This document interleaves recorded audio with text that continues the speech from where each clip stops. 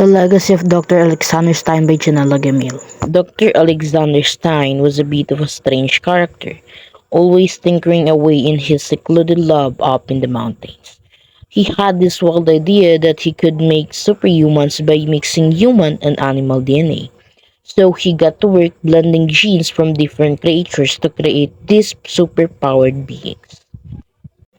At first, everything seems peachy. His creations were stronger, faster, and smarter than the regular humans. But pretty soon, things took a dark turn. These superhumans started acting out, tapping into their animal instincts and causing all sorts of trouble. Dr. Stein, blinded by his obsession, didn't see the warning signs until it was too late. His superhumans rebelled against him, wreaking havoc on the world. Cities burned, chaos reigned, and humanity was on the brink of collapse. Realizing the mess had made Dr. Stein scrambled to fix things. With the help of his superhumans, he managed to restore order and save what was left of civilization. But the damage was done, and Dr. Stein couldn't shake the guilt of what he'd unleashed. He disappeared in obscurity, haunted by the consequences of his actions and the lessons learned the hard way about messing with nature. Next will be Disturbed by Natalie Mills. Year of publication was 2023. It was just past midnight when Felicia stepped out of her second floor window and into the sky beyond it. She grabbed her backpack, but nothing else. No shoes, no clothes, no toys. It was not summer yet, just before it in mid-May, and she was surprised how easy it was to walk on the warm air. It lifted her with each step, and she rose up and away from the house without hurrying. This was the night she has been waiting for. In 8 years of life, she had walked many directions, turning left from her house to the market, turning right to go to school, straight out of her front door to play with her friends, and out the back door to visit the creek. She had even gone below her house a few times, sneaking into the musty basement where boxes sagged with moisture and cold drops hid in the corners even in the hot summer months. But she had never walked up from her house up and away from her bedroom window to see it all from above. She turned around and saw it now. The roof was a mottled gray and the sides of the house were pale green. She could see her parents' window from here.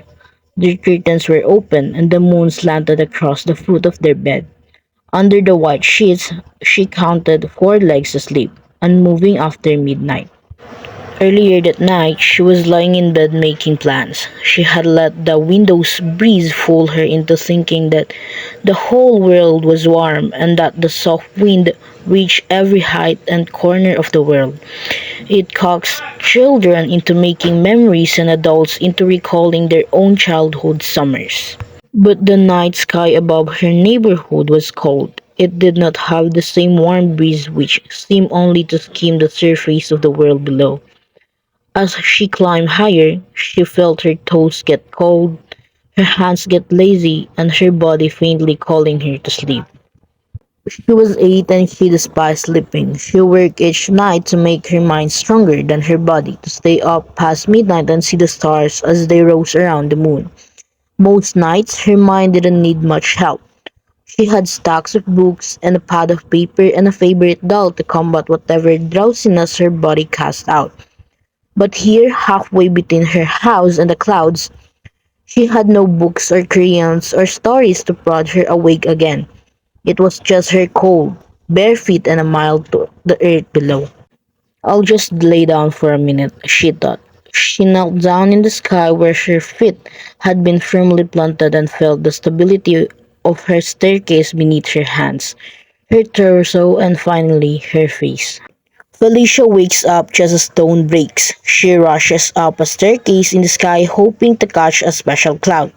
After capturing it in a jar, she races back home but the stairs vanish, causing her to fall. Her mother finds her outside and questions her about being out without permission. Felicia nodded and together they walked over the wet grass and back into the house, her backpack tossing softly against her back and her bedroom window still open 2 floors up. The moral of the story is about the curiosity and adventurous spirit of childhood, tempered with the need for safety and communication with loved ones.